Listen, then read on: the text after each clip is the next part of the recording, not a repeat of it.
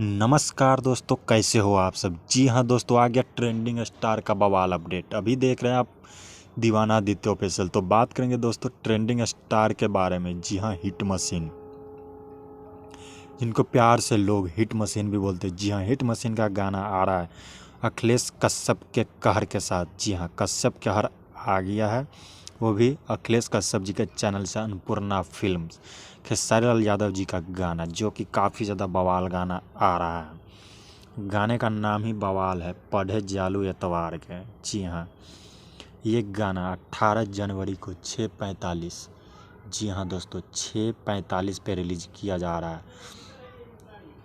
18 जनवरी को इस गाने को अखिलेश कश्यप ने लिखा है, संगीत दिया है VR वर्मा डिजिटल, जो कि काफ़ी ज़्यादा बवाल गाना है। इस गाने को खेसारी लाल यादव शिल्पी राज ने गाया। गाने में देखने को मिलेगा आस्था सिंह।